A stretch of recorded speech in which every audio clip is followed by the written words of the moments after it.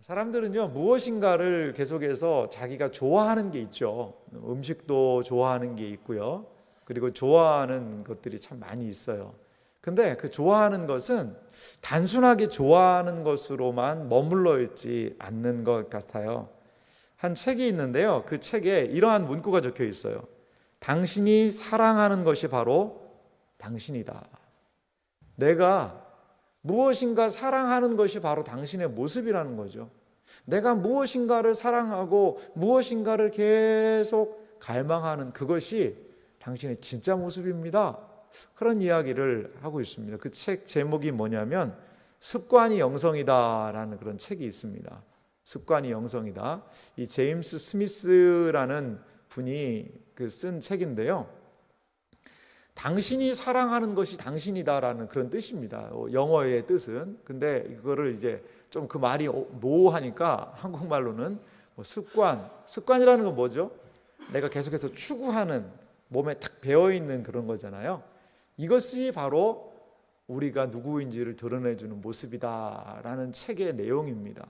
우리가 사랑하는 것, 우리가 정말 추구하는 것, 다른 사람들한테는 막 드러내놓고 얘기를 못하지만 내 속에서 정말 내가 무엇을 추구하고 있는가, 그것이 중요하다라는 것이죠.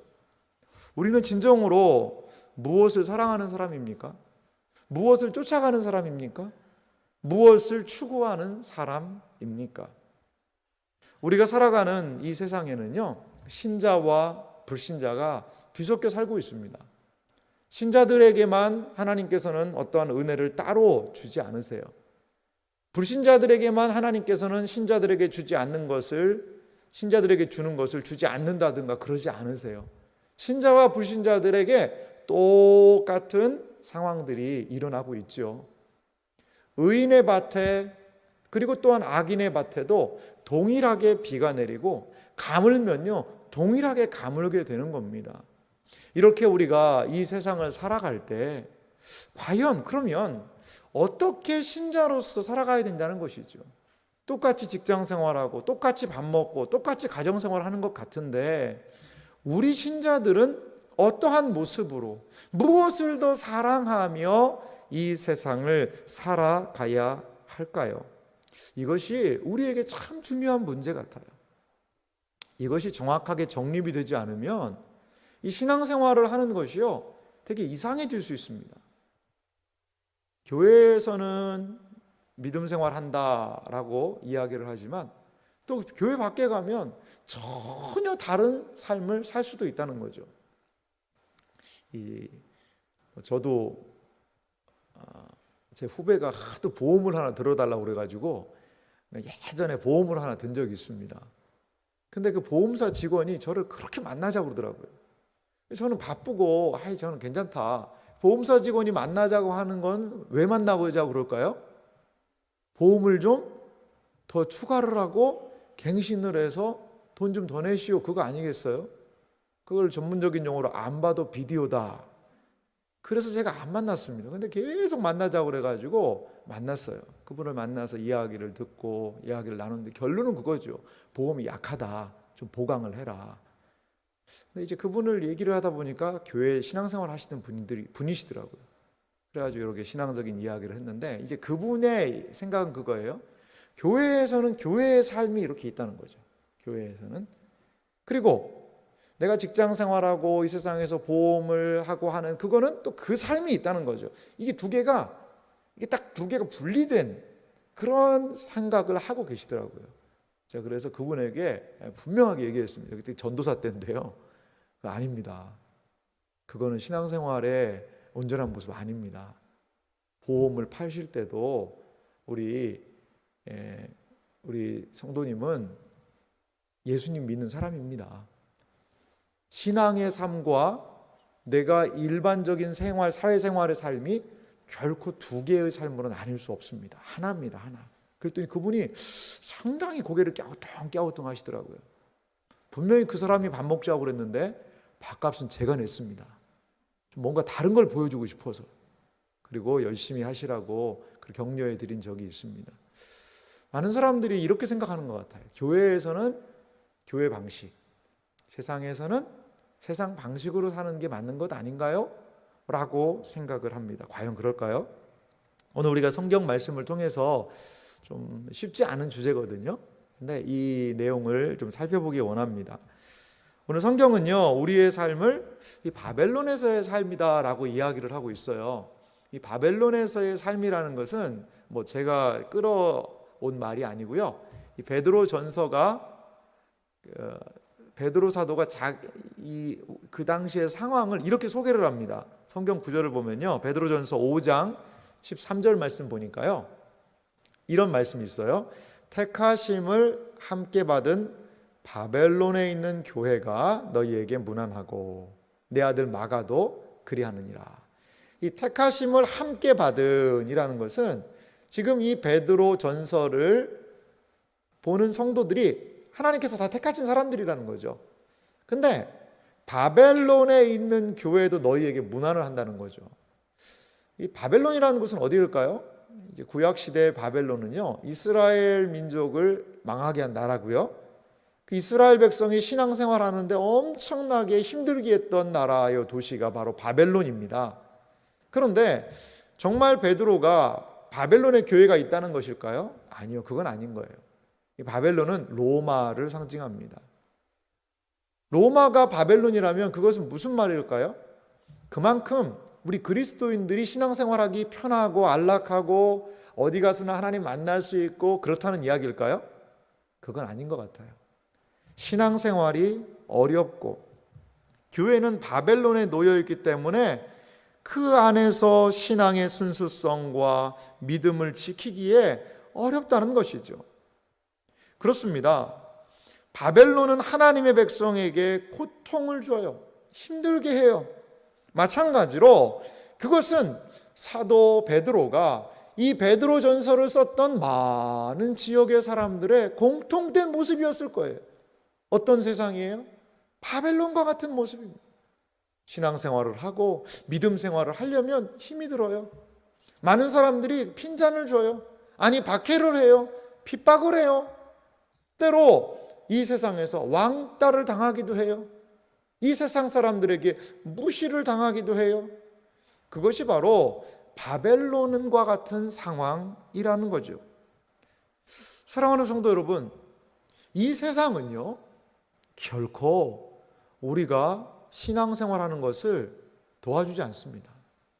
그 기대하시면 안 됩니다. 세상이 우리가 잘 예수님 믿을 수 있도록, 우리가 잘 신앙 안에 살아갈 수 있도록 우리를 결코 도와주지는 않는다라는 거죠. 세상의 방식을 따라가고요, 세상의 가치를 내가 내 마음에 받아들이게 되면 자연스럽게 신앙에서 멀어지게 되어 있습니다. 신앙은 세상에서의 구별됨을 유지하는 것이 바로 신앙이자 믿음이라는 거죠. 그렇다면요, 이러한 세상을 우리는 어떻게 살아야 될까요? 베드로 사도가 있던 그 시대가 바벨론과 같은 시대라고 그러는데 우리 시대도 바벨론과 같은 동일한 시대 아닐까요? 신앙생활하는 것에 대해서 이 코로나 전국에서 많은 신앙생활하는 사람들이 교회가 코로나의 온상인 것과 같은 오해를 받기도 하고 믿음 생활하는 사람들에 대해서 곱지 않은 시선이 있는 것이 사실입니다. 이러한 시대적인 분위기, 상황 속에서 과연 우리는 어떻게 살아야 할까요? 당시 교회는요, 바벨론과 같은 세상에서 믿음을 지키며 살았다라는 것이지요. 바벨론에서의 부르심, 그것은 무엇일까요? 한마디로 말하면 거룩함이라는 겁니다. 베드로 사도는 고난을 당하는 성도들을 향해 단순하게 위로하고 어떻게 그 상황을 극복하며 살아야 하는지에 대한 것만을 권면하고 있지는 않아요. 성도들이여, 참많은 어렵군요. 그래도 이것도 지나갈 겁니다. 조금만 견디십시다. 조금만 참읍시다. 쥐구멍에도 볕들 날이 있을 거니까 조금만 견딥시다. 이런 식으로 그냥 베드로 사도는 성도들 단순하게 위로만 하고 있지는 않습니다. 많은 사람들은요, 기독교 신앙이 더 많은 위로를 주기를 원합니다. 마음의 평안을 가져다 주고 심신의 안정, 그것을 얻기를 원하지요. 하나님을 믿고 의지하면서 얻게 되는 것이 바로 그런 거 아니겠나. 위로를 주고 심신의 안정을 누리고 마음의 평안을 누리는 것, 그런 거 아닐까라고 생각을 합니다. 고난 가운데 있는 사람은요, 빨리 내 이 고난이 좀 지나갔으면 좋겠다, 그거 구합니다. 아니, 그거보다 더 중요한 게 어딨냐 이거지요. 이런 일반적인 생각을 우리도 할 수 있지만요, 고난 속에 있는 성도들, 바벨론에 살고 있는, 바벨론에서 신앙생활하고 있는 성도들을 향한 사도 베드로의 권면은 단순한 위로가 아니었다는 겁니다. 바로 거룩함이었다는 거죠. 베드로전서 1장 15절과 16절, 오늘 본문 말씀인데요, 이 두 절을 좀 우리 한 목소리로 같이 읽어볼까요? 이거는 바벨론의 그 어려운 분위기에 살고 있는 성도들을 향한 베드로 사도의 권면입니다. 우리 같이 한번 읽어보도록 하겠습니다. 같이 읽습니다. 오직 너희를 부르신 거룩한 이처럼 너희도 모든 행실에 거룩한 자가 되라. 기록되었으되 내가 거룩하니 너희도 거룩할지어다 하셨느니라. 아멘. 여러분, 왜 거룩해야 될까요? 그리고 이러한 분위기 속에서 우리 기독교인들이 생존하는 것이 더 중요하지, 아니 살아남는 것이 중요하지, 뭐 거룩이라는 것을 우리가 꼭 추구하며 살아야 할까? 이러한 생각이 들기도 합니다. 고난을 당하고 있고 핍박당하고 있고 사람들에게 배척당하고 있는 성도들에게 베드로 사도는 단순한 위로가 아니라 거룩하라라는 그러한 약간의 어떻게 보면 부담스러운 이야기를 하고 있거든요. 그렇다면요, 왜 신자는 거룩해야 될까요? 신자가 거룩하게 살아야 되는 이유는 과연 무엇일까요? 다른 많은 이야기, 예수 믿으면 잘 됩니다, 예수 믿으면 복 받습니다, 예수 믿고 천국 갑시다, 예수 믿으면 모든 것들이 다 잘 됩니다, 평안합니다, 아니 좋은 말도 많은데 왜 이 고통스럽고 힘들고 바벨론에 살고 있는 성도들을 향해서 거룩해라라고 이야기하는 그 이유는 무엇일까요? 첫 번째는요, 우리를 부르신 분이 거룩하기 때문에 거룩하라는 거죠. 우리를 부르신 분이 거룩하다는 거죠. 우리를 이 교회로 부르신 분, 우리를 예수 믿게 하신 그분, 그분께서 거룩하시다는 거죠. 너희를 부르신 거룩한 이처럼, 우리를 부르신 이가 거룩하시기 때문에, 하나님께서 거룩하시기 때문에 우리가 거룩해야 된다는 거죠. 왜 우리를 부르셨습니까? 거룩하게 하려고 부르셨다는 거죠. 이 세상에서 내 마음대로 살고 있던 사람을 하나님이 부르셔서 너는 이제 그렇게 살면 안 된다, 나처럼 살아라, 나 닮아라 라고 하나님이 우리를 부르셨다라는 것이지요. 그렇게 하나님이 우리를 부르신 그 하나님이 거룩하시고 우리를 거룩하게 하기 위한 목적이 있습니다. 그게 뭘까요? 바로 하나님과 교제하기 위해서 그래요. 하나님의 모든 은혜를 하나님의 거룩한 자녀에게 주기 위해서 그렇다라는 것이지요. 하나님은 우리를 거룩으로 부르셨고 우리는 그 거룩하신 하나님의 부르심에 거룩한 삶으로 반응하며 나아가야 되는 것이 우리 신자들의 모습이라는 거죠. 두 번째, 우리가 왜 거룩하게 살아야 되느냐 하면요, 구원을 받았다는 것은 이 사욕을 따라가는 삶이 아니라 거룩함을 따라가는 삶이기 때문에 그렇습니다. 좀 어려운 말인데요, 이것이 14절에 있는 말씀입니다. 14절 제가 읽겠습니다. 너희가 순종하는 자식처럼 전에 알지 못할 때에 따르던 너희 사욕을 본받지 말고, 여기 너희가 순종하는 자식처럼이라는 것은 하나님의 자녀란 뜻이에요. 너희가 순종하는, 하나님의 말씀에 순종하는 하나님의 자녀 되었으니, 이런 의미가 있어요. 하나님의 자녀의 신분이니 라는 그런 의미가 있습니다. 그러니까 어떻게 하자는 거죠? 전에 하나님의 자녀가 되기 전에 알지 못하고 따르던 너희 사욕, 그거 이제 하지 말아라 이거예요. 하나님의 자녀가 되었으니 전에 알지 못할 때 따르던 사욕을 본받지 말라는 겁니다. 이 사욕이라는 단어가 좀 어렵죠. 사욕은요, 사람들로 하여금 하나님의 법을 어기는 이 불순종으로 이끄는 게 바로 사욕입니다. 보통 사리, 사욕이라는 단어를 쓰지 않습니까? 내 개인적인 이익과 개인적인 욕심을 따라서 움직이는 거죠. 하나님의 법을 어기는 불순종으로 가는 이 죄된 욕망이에요. 내 이익만을 따라서, 내 욕심을 따라서 움직이는 그 모습이라는 거죠. 사도는요, 우리를 부르신 거룩한 이처럼 모든 행실에 거룩한 자가 되라라고 이야기하고 계세요. 사욕을 따르지 말라는 것이지요. 우리를 부르신 하나님이 거룩한 분이시기 때문에 그분과 걸맞는 모습이 필요하다는 겁니다. 하나의 좀 극단적인 예를 들어볼게요. 극단적인 예를 들어보겠습니다. 어떤 정말 예쁘게 생긴 그러한 여자 자매가 있습니다. 근데 정말 예쁘게 생긴 자매예요. 최근에 남자친구를 사귀었어요. 남자친구를 사귀었는데 그 남자친구도 너무나도 잘생긴 남자친구입니다. 근데 이 예쁜 자매를 만나면서 이 남자가 그 만나면 어떻게 만나야 될까요? 기본적으로는 이 남자도 옷도 잘 차려입고 옷도 깨끗하게 갈아입고, 그래서 이 자매의 그 예쁘고 아름다운 모습과 걸맞게 준비하고 만나야 되지 않겠어요? 그게 데이트의 기본 아니겠습니까? 근데 만약입니다. 만약에 그 남자가 막 머리는 안 감고 냄새는 나고 옷은 체육복에 쓰레빠 신고, 그리고 뭐 어디에서 뭐 주웠는지 막 쓰레기 봉지 같은 거 가지고, 그리고 그 여인을 만난다고 생각을 해보세요. 뭐 그럴 일은 없겠지만 말입니다. 이게 뭐가 안 맞잖아요. 똑같은 거예요. 하나님이 우리를 부르셨다는 것은 이 과거의 옛 성품들을 다 내려놓으라는 거거든요.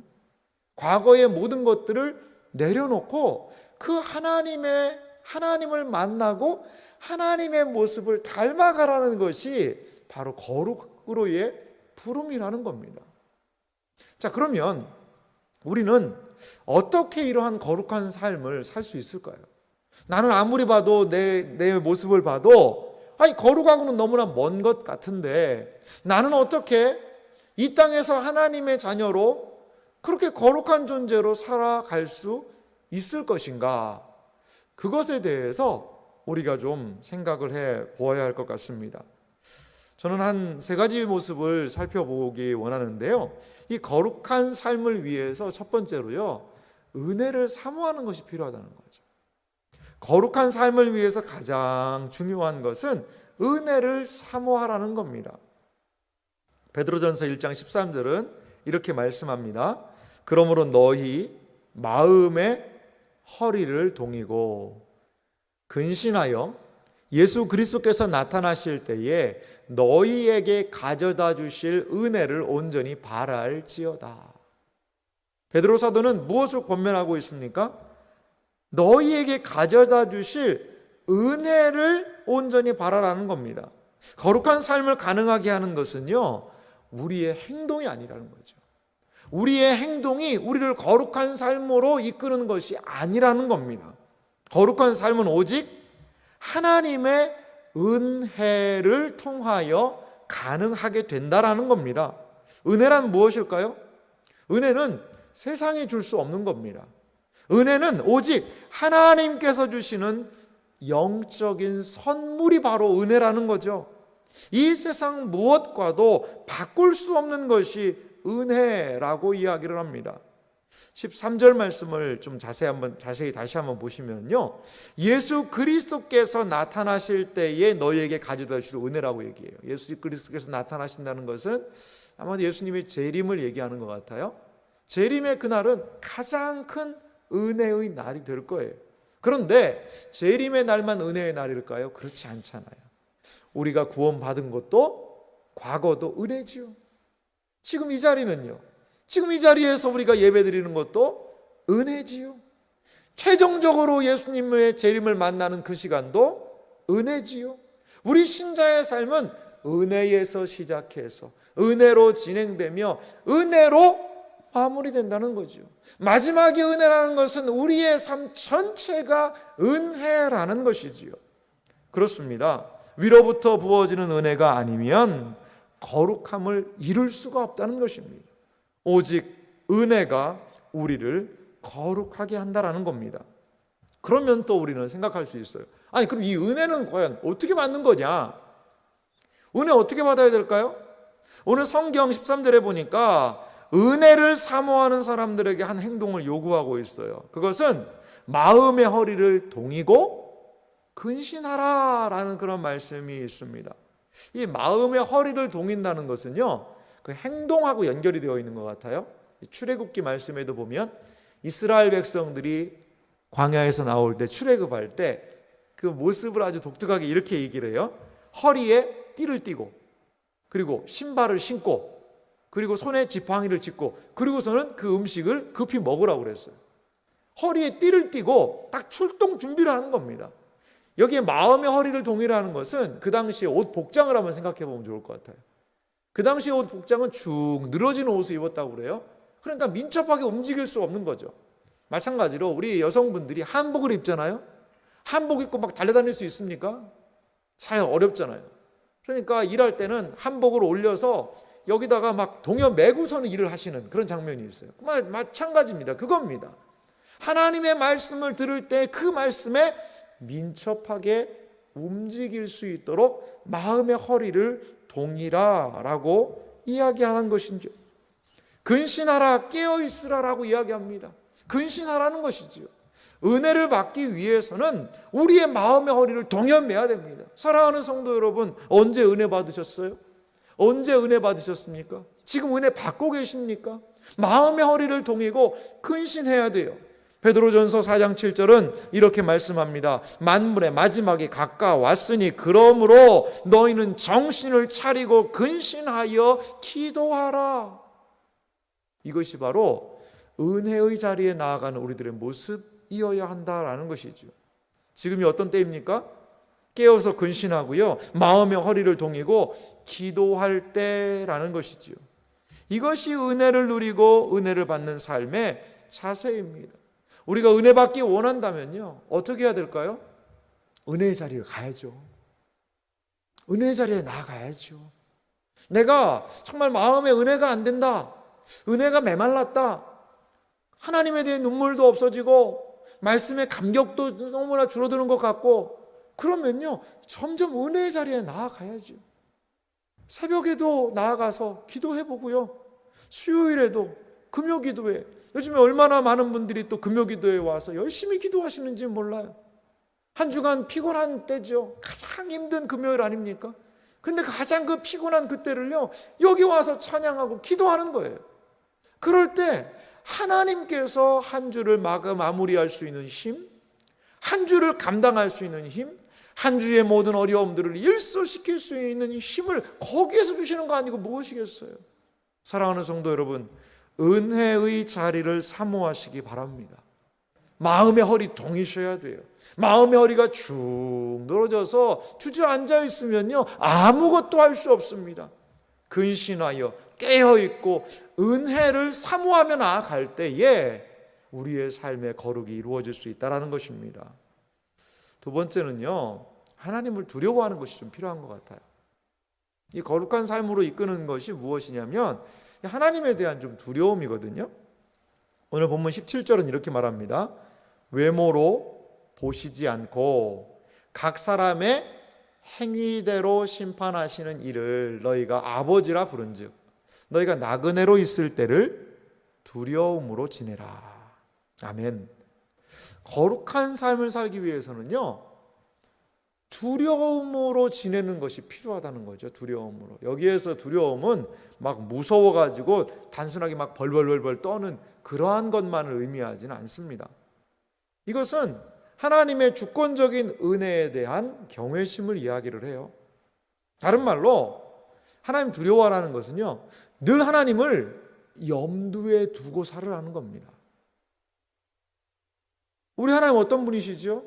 우리 하나님은요, 현재도요, 잘못하는 것에 대해서 심판하실 수 있습니다. 때로 우리 징계 받을 수 있어요. 잘못하면요. 부모도 잘못하는 자녀를 나무라고 꾸지르지 않습니까? 그리고요, 우리 하나님은요, 맨 마지막에도 우리를 그 심판대 앞에 우리를 세우시는 그런 분이시라는 거죠.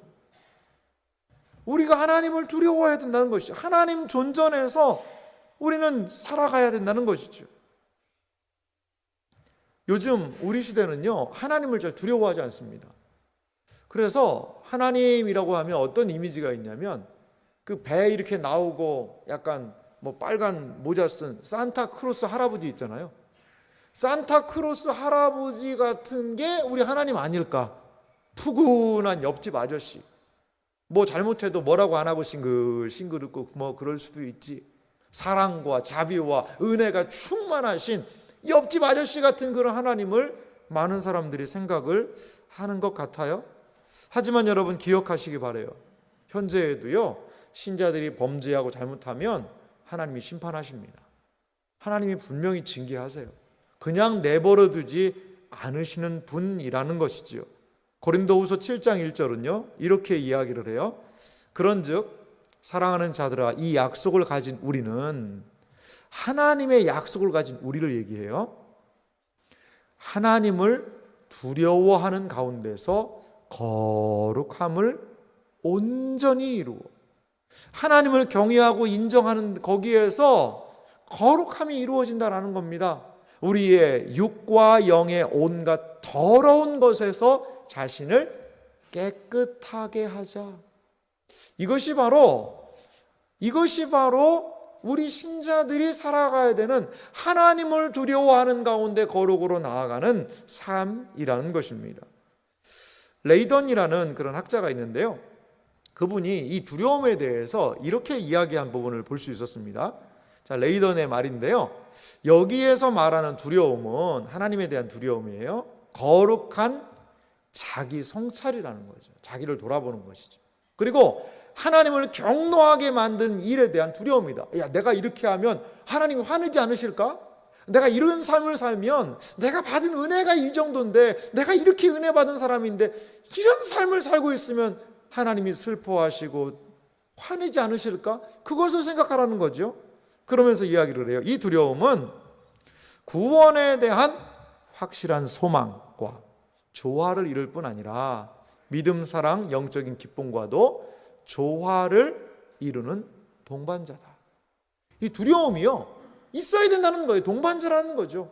우리가 신앙생활 할 때에 하나님을 염두에 두지 않으면 우리의 신앙이요, 무너져 내릴 수밖에 없다는 겁니다. 예전에 어른들이 그런 얘기했어요. 아비 없는 자식처럼 행동하지 마라, 이런 얘기를 많이 하셨어요. 그럼 아비 없는 자식이라는 것은 뭐 아버지가 돌아가신 그냥 문자적으로 자녀일 수도 있죠. 근데 그것보다는 이런 이야기가 더 컸어요. 어떤 의미냐면 어릴 때부터 철없이 자라는 거예요. 철없이 자라가지고 어릴 때 두려워하는 것이 없어요. 버릇없이 자랐다라는 그런 말로 애비 없는 자식이라는 말을 어른들이 하시더라고요. 버릇없다, 버르장머리 없다는 것을. 그러니까 어릴 때부터 두려움이 없는 거예요. 자, 근데요, 신앙생활 하는데 아버지 없이 신앙생활하는 분들이 많이 계시지 않나 생각해 볼 필요가 있어요. 하나님 두려워하지 않아요. 내 마음대로 하는 거예요.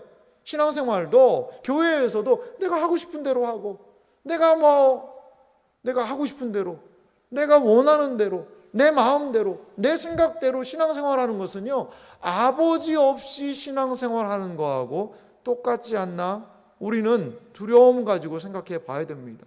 한 번에 예배 드렸어요. 예배 한 번 드리면 다 됐지. 뭐 헌금 드렸으면 다 됐지. 그게 우리의 신앙인가요? 그렇지 않다라는 것입니다. 우리의 모든 삶이 하나님 앞에 평가받고 하나님 앞에 헤아려질 날이 있다는 것을 여러분 기억하시기 바랍니다. 어떤 분이 천국에 갔대요. 근데 천국에 갔더니 그 사람이 평생토록 한 일을 덤프트럭에다가 가득 싣고 오더라는 거예요. 그 덤프트럭에 보자기가 가득 있더라는 겁니다. 그거를 그 앞에다가 쫙 쏟아놓고 트럭이 가더라는 거죠. 우와, 저 사람은 이 땅에 있을 때 저렇게 많은 일들을 했나 보다 라고 생각했대요. 근데 갑자기 천사가 오더니 거기다 불을 확 지르더라는 거예요. 거기다 불을 확 지르더라는 거예요. 뭐냐? 하나님하고 상관없는 거예요. 아버지하고 상관없는 거예요. 이 세상에서 우리는 우리가 하고 싶은 많은 것들을 합니다. 과연 아버지와 연결이 되어 있을까요? 아버지 하나님과 그것이 어떻게 연결이 되어 있나요? 나중에 하나님 앞에 섰을 때에 하나님 저는 이것도 했고 저것도 했고 저것도 했고 저것도 했는데 라고 이야기할 때 그게 네가 좋아서 한 거지 나를 생각하면서 한 행동이냐 라고 하면 우리 뭐라고 이야기해야 될까요? 사랑하는 성도 여러분, 하나님을 두려워하시기 바랍니다. 그게 바로 신앙입니다. 하나님을 염두에 두시고 살아가시기 바랍니다. 그게 바로 신앙생활입니다. 아버지 하나님 앞에서 살아가시기 바랍니다. 그것이 바로 신자의 삶이고 하나님 아버지 앞에서의 삶은 우리를 거룩으로 인도한다라는 것입니다. 마지막으로 우리가 살펴볼 것이 있습니다. 거룩한 삶은 어떻게 가능할까요? 구원의 가치를 기억하면서 살아야 이게 거룩함이 가능한 것 같아요. 신자가 거룩한 삶을 살기 위해서는 우리에게 주어진 이 구원이 얼마나 가치 있는 것인지를 좀 알아야 된다는 거죠. 베드로전서 1장 18절 19절은 이렇게 말합니다. 너희가 알거니와 너희 조상이 물려준 헛된 행실에서 대속함을 받은 것은, 자, 예전에 과거에 헛된 행실에서 우리가 구원, 대속함을 받은 것은 은이나 금같이 없어질 것으로 된 것이 아니요. 19절은 말합니다. 오직 흠 없고 점 없는 어린 양 같은 그리스도의 보배로운 피로 된 것이니라. 할렐루야. 우리의 구원이요, 보배로운 피로 되었다는 것이지요. 여기에 은이나 금같이 없어질 것으로 우리가 구원받은 것 아니라는 겁니다. 여러분, 은, 금, 돈, 지금 말하면 돈이죠. 아니, 돈보다 사람들이 더 중요하게 생각하는 게 요즘에 어디 있어요? 돈이 가장 중요하다라고 많은 사람들이 생각하지요. 하지만요, 성경은 그러한 돈, 금 다 없어질 날이 있는데 그것보다도 더 중요한 것으로 우리가 가치 있는 존재가 되었다는 것이지요. 우리는 우리가 누구인지를 알아야 된다는 겁니다. 우리가 하나님 앞에 설 수 있게 된 것, 이 자리에서 예배드릴 수 있게 된 것, 이 모든 것이 가능하게 된 것이 무엇을 통해서 이루어졌는지를 늘 기억해야 한다는 것입니다. 우리는 하나님의 은혜로 새로운 특권을 누리는 존재가 되었다는 것을 여러분 기억하시기 바랍니다. 믿음 생활은 그냥 어느 날 좋은 말씀 듣고 이 세상에서 조금 더 착하게 살자가 믿음 생활 결코 아닙니다. 내가 누구인지가 하나님 안에서 세상도 알려주지 않는, 세상도 모르는 것을 하나님 안에서 발견하는 것이 우리의 믿음 생활의 모습이라는 겁니다. 예수님이 죽으시고 그 보배로운 피로 인해서 우리는 하나님의 자녀요 놀라운 구원을 얻은 존재가 되었다는 것입니다. 우리는 구원을 얻은 사람입니다. 이 구원이 얼마나 가치 있는 것인지를 우리는 묵상해 봐야 돼요. 우리는 구원이 단순히 신앙생활을 시작하면서 거치는 과정 아니라는 거죠. 성경을 알면 알수록요, 이 구원은 우리가 믿는 것의 전부라고 생각할 수 있습니다. 여러분, 왜 작은 이익과 몇 푼의 돈에 우리의 양심을 팔까요? 우리에게 주어진 구원이 무엇인지를 잘 몰라서 그런 것 같아요. 왜 질병이 걸리면요, 이 세상 다 끝난 것처럼 낙심하며 절망할까요? 나에게 있는 구원이 무엇인지 모르기 때문에 그런 것 같아요. 왜 교회에서 봉사하다가 작은 말 한마디에 마음이 상처받아서 성도끼리 다투고 싸우고 이런 일들이 벌어질까요? 나에게 있는 구원이 무엇인지를 모르기 때문에 그러한 모습이 있지는 않습니까? 사랑하는 성도 여러분, 우리는 구원의 감격을 다시 회복해야 될 줄 믿습니다. 구원의 가치를 알게 되면, 내가 어떻게 구원받았는지를 알게 되면 함부로 살 수 없습니다. 내가 어떻게 구원받았는지를 알면 우리는 유혹에 넘어질 수도 없습니다. 우리의 구원의 가치를 알게 될 때에 우리는 이 세상에서 담대하게 살아 나가게 될 줄 믿습니다. 사랑하는 성도 여러분, 비록 우리는 바벨론에 살고 있습니다. 하지만 우리가 기억할 것이 있습니다. 조금 가난할 수도 있죠. 남보다 조금 돈 없을 수도 있어요. 못 배우고요. 재능이 부족할 수 있습니다. 하지만 구원의 은혜 알게 되면 우리의 삶이 달라지게 될 줄 믿습니다. 예수님을 믿고 살아가는 삶의 모습은 다양할 수 있어요. 하지만 우리 예수님 믿는 삶으로 들어왔고 그 신앙을 시작했으니 하나님이 원하시고 기뻐하시는 이 구원의 여정, 거룩으로 나아가는 우리 사랑하는 성도님들이 되시기를 간절히 소망합니다. 베드로전서 1장 21절 오늘 본문 말씀 마지막은 이렇게 말합니다. 우리 함께 같이 읽어보겠습니다. 너희는 그를 죽은 자 가운데서 살리시고 영광을 주신 하나님을 그리스도로 말미암아 믿는 자니 너희 믿음과 소망이 하나님께 있게 하셨느니라. 아멘. 우리의 믿음, 우리의 소망 하나님께 달려있다는 것을 믿으시기 바랍니다. 그리하여서 하나님과 같이 하나님이 우리를 부르신 그분을 닮아 거룩함으로 나아가고 이 세상에서 하나님 보시기에 아버지를 기억하고 인식하며 나아가는 복된 생애와 삶이 되시기를 주님의 이름으로 축원합니다.